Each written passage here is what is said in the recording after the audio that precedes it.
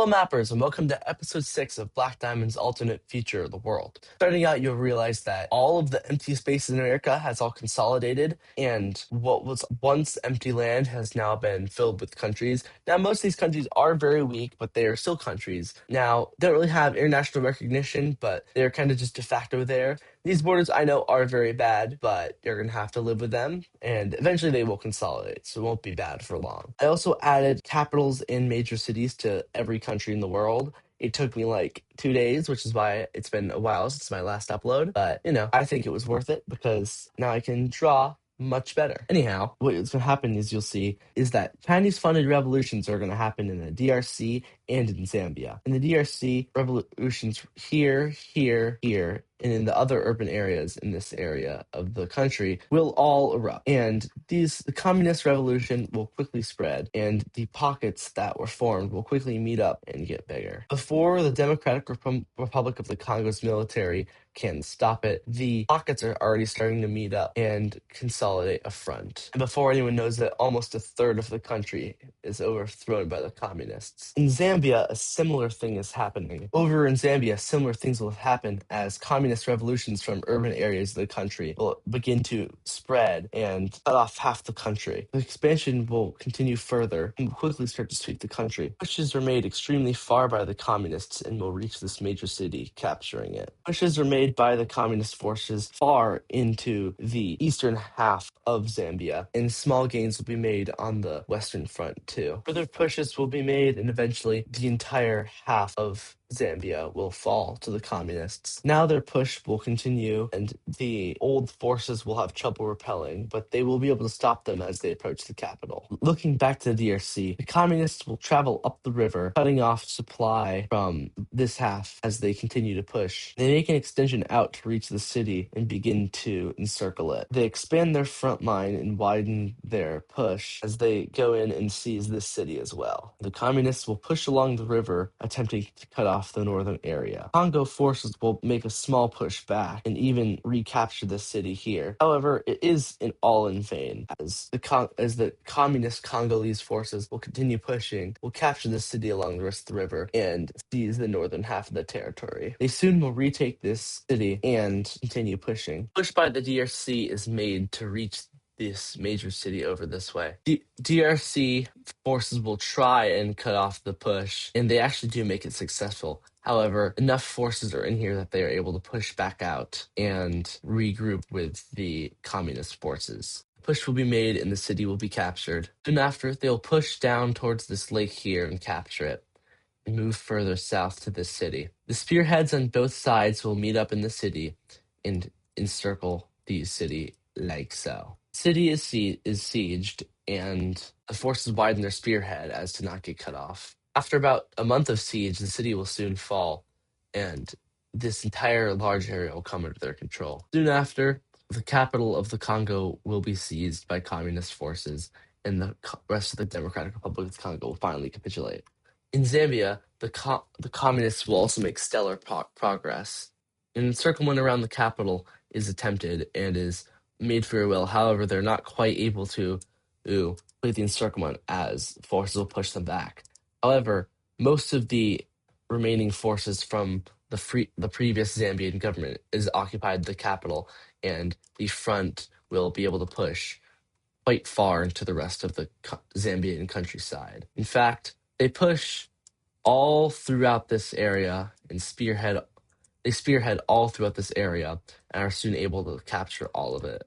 All it leaves is really the capital, and eventually these forces are closed off, split into two pieces, and eventually Zambia too falls to communism. These two countries will create an alliance called the SACA, or the South African Communist Alliance, to combat the nationalist alliance between Mozambique and Angola. After this will be the Mozambique invasion of Zimbabwe. Angola sends forces around the Cape of Good Hope into Mozambique, and Mozambique will use those forces to help them push into Zimbabwe. Pushes all throughout the entire country will be made, and this major city will be seized. Further pushes all around make the Mozambique and Angolan unified forces extremely strong. This area will turn into a spearhead, and so will this, and they will quickly look to and encircle the capital. This city will fall to the spearhead, and the capital will also be encircled. And they make the capital encircled. This pocket of forces is slowly closed as the pocket of forces around the capital slowly enclosed. The capital is captured, and the pocket here is cut off. Zimbabwe is in shambles as its centralized command has fallen, and the rest of the major cities will soon fall to Mozambique and Angolan spearheads. With the collapse of the last major city, Zimbabwe will fall to the hands of Mozambique. The borders after will be quite simple as Zimbabwe is fully annexed by Mozambique.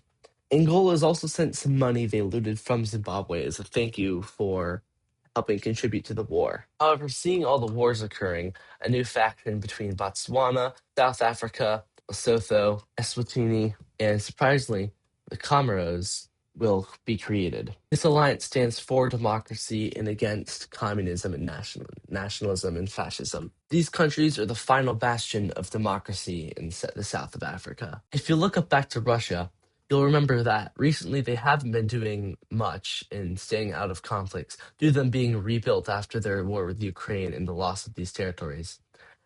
And that construction is almost 90% complete. However, Russia is running out of money. Russia sells the Sakhalin and Kuril Islands to Japan, and Japan happily accepts.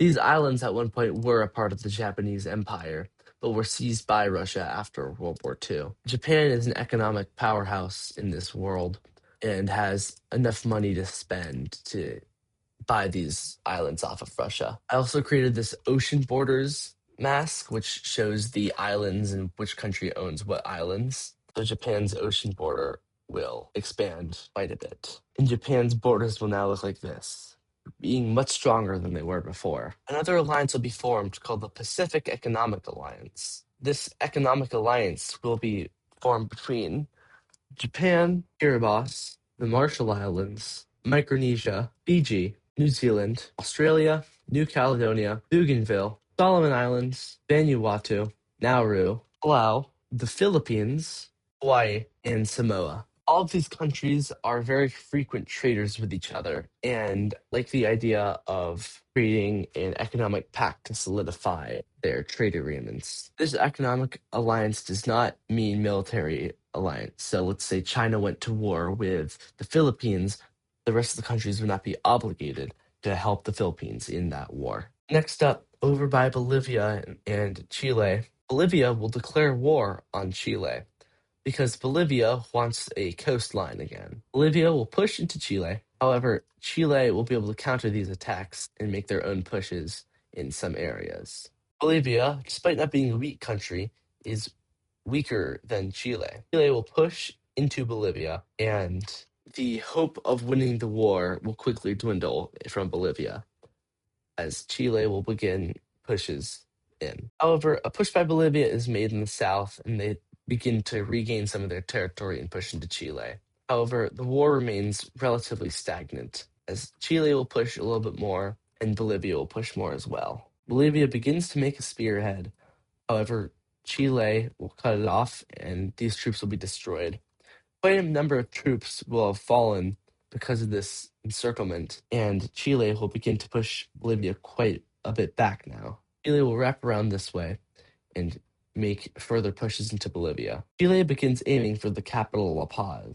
Seeing this, Bolivia will call out any country to ask for help in this war, and no country will respond. No country, that is, except for Argentina. Argentina will also declare war on Chile and begin to push in almost all areas towards Chile. After the seizing of the Falkland Islands, Argentine nationalism has been on the rise, more than it had ever been so before. The Argentinians felt very proud of their country and wanted to expand to the Pacific Ocean to unlock trade with more nations. Argentina will seize many of these fjords and islands towards the south of Chile and will make very strong pushes up in the south, even capturing this island right here. In fact, this invasion will take Chile much by surprise, and they will lose a significant portion of their land. However, once Chile is able to consolidate its front, it is able to push Argentina back in a few places. However, Bolivia will be able to push back again and regain a lot of its territory. Bolivia will aim to capture this major city on the coast owned by Chile, which way they will be able to do so. Argentina will make a major push into Santiago they will be able to capture it, greatly weakening Chile's military power, especially after cutting Chile in two. The Chilean forces in the south begin to crumble as more major cities are captured. Bolivia too will be able to start sweeping the Chilean forces in the north and will make major pushes. Bolivia will greatly expand its territory in the north, and Chile will become on the brink of collapse. All of this land here is seized by Argentina and is quickly captured, and they will begin their push further into the country. More port cities are seized by Argentina as they spearhead and capture many more. Bolivia will reach out to capture this city and will work with Argentina to together encircle the city. The city is successfully seized by the both of them, and soon after, Chile will submit to peace. Quarters after will look like this. Argentina will gain all of this land in the south, and Bolivia will gain all this land in the north, gaining a coastline to the Pacific. This will greatly strengthen Bolivia's economic output, making Bolivia much stronger of a nation than it was before. Next up, we'll be looking over into Africa. The three Sahel Alliance nations will now unify into one nation. This is a nation dedicated to fighting universal terrorism, and this nation will be a very powerful economic and military powerhouse. However, not too many countries are angered about this, considering that these countries generally have an agreeable view of the world. They all just want to get by and aren't looking to invade or control their neighbors, just to create a strong and safe and powerful unified nation. The capital of this nation will be located in Burkina Faso's old capital. In this country will be called the Sahel Union. Next up, and I know this video has been a lot about alliances, but the Netherlands, Italy, and Bulgaria will all join the Polish alliance, and Romania will join the anti-Polish alliance. Now, I'll have to give these alliances a better name than the Polish alliance because, of course, it's not entirely about Poland. I'm thinking of calling the Polish alliance NEUPC, or the National European Parties Collective. Now, that does sound like new PC, but the alliance is called New PC, guys. And honestly, I don't hate that name too much. New PC kind of rolls off the tongue really well. Also, looking over to the Pacific Ocean again, East Timor will also join the Pacific Economic Alliance. Now, China will do something strange. China, just to project power, will invade the nations of Bhutan and Nepal for no reason, because these countries have no or very little resources in them, for no reason other than to just project their power and kind of fearmonger. China will invade Bhutan slowly because of all the mountains, but they're still making as much progress as one could be expected to. As they approach the capital, they will quickly seize their only real major city. When I was putting up the capitals, I really couldn't find any major cities in Bhutan. It was just this one, and then like the suburbs of this one, and this tiny town with like a few thousand people in it. But anyways, they will come around, seize this town here, and Bhutan will fall. As they push into Nepal as well, they'll quickly seize Kathmandu, and the people of Nepal won't be able to put up much of a fight due to them being quite weak. China will also push in and grab this major city right here, causing Nepal to quickly capitulate and fall to Chinese forces as well. And with that, the nations of Bhutan and Nepal are both gone. The last event of the day, we'll look at the consolidation in colonialism in the Americas. If we'll turn on the colony mask, you'll be able to see which countries are controlled by a colony. Italy will go in and invade this blue kind of Delaware nation right here, and they will quickly fall to the Italian forces. The Nordic Alliance, due to them being peaceful, will still annex this country right here because this country is not internationally recognized. They're a country of maybe only a few thousand people, so it's not like they're killing very many people. They're just kind of occupying their nation and no one's stopping them. And well, they'll quickly annex this nation into their colony. The Netherlands will also make some pushes into annexing areas of this New Jersey nation. And I did not mean for the borders right here to look like New Jersey. That was just what I drew naturally. The Netherlands will seize the coastal areas of this and meet up with their Italian ally in the south.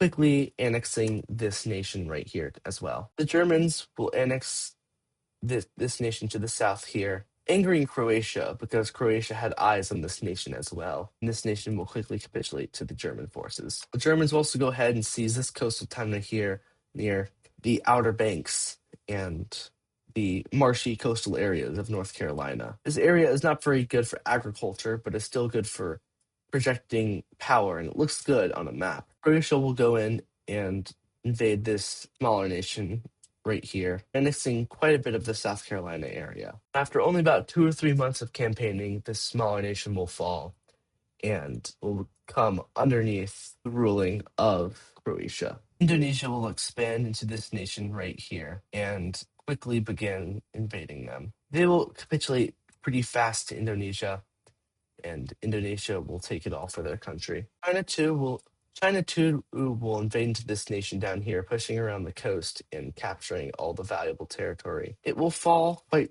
quickly as well. And with this, China will also invade this nation right here. That will quickly fall to China as well. Now, all of these nations are mostly feudal monarchies, like in the Holy Roman Empire, which is what I modeled a lot of these after, was the Holy Roman Empire.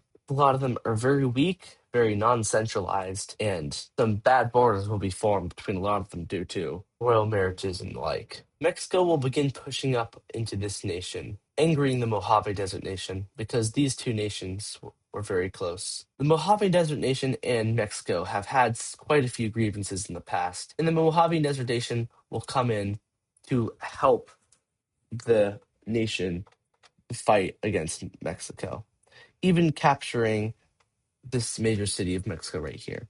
However, Mexico, after it gets its bearings, is significantly stronger than the Mojave Desert Nation. And the Mojave Desert Nation will quickly fall along with the other nation Mexico is trying to invade. Their main capital will be seized. These islands will also be seized by Mexico, and they will push quite far. This lake will be captured, and as Mexico keeps pushing into the Mojave Desert Nation, things are looking grim for both. They will both fall to Mexico, however, their spirit lives on through the people that live there, as the Mojave Desert Nation was one of the oldest consolidated nations after the fall of America. Mexico will ruthlessly annex both of those nations. Canada too will begin expanding. The more developed areas of the newly formed states in North America are able to be on the internet and are able to see what happened with Mexico.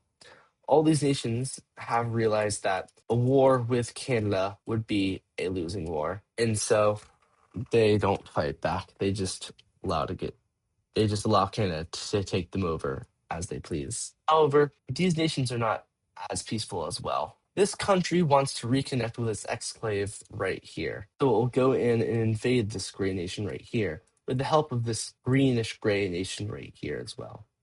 The combination of these two powers puts a good fight up to the gray nation, as the purple nation will wrap around its exclave and begin to push into the Grey Nation. The Grey Nation was not prepared for a war of this size, and they agreed to a peace deal, with this one significantly increasing by size by almost 1.5 times. And both these countries will gain quite a bit of power. Another event that will go on is the union of these two countries. The oldest daughter of this man's dynasty and the oldest son of this man's dynasty got married, and under the flag of this nation that they both unified because of the royal marriage. It was not too significant of an event, but it is still interesting nonetheless. Anyway, it might not seem like it to you, but I've been recording this for almost an hour. So thank you very much for watching. Thanks for sticking to the end. Make sure to like, comment, and subscribe, and hit the bell. Have a nice day, and I will see you in the next video. Thank you for watching until the end. I hope you all liked the longer, almost 20-ish minute video. I was trying to upload 2 days ago, but I got really busy, and then I went on a 115-mile bike ride yesterday, so that took up the whole day. Another thing I want to talk about is how long the series is going to be. I'm not sure, to be honest. It could be anywhere from 10 episodes to 20 episodes. I have a script written until about episode 8, and it's going to start accelerating like This series is going to get really exciting in the next few episodes. After about episode 10, though, I'm not sure what I want to do because I could round it off around episode 10, but I really like the series and I want to keep doing it. So I'm not sure, but expect 10 to 20 episodes. I do also want to do some other content, but I'm not exactly sure what because I don't want this to be the only thing my channel is doing. Maybe Hearts of Iron 4, Age of History 3, or Doodle Empires. If you have any other suggestions, tell me. I might do Minecraft too, but I'm not really in the Minecraft phase right now. I I did a big like 3 month phase in a different server, and I'm pretty burnt out with it right now. But if I get that Minecraft phase in me again, I'll definitely do some. Anyway, thank you for watching. Like, comment, subscribe, and hit the bell.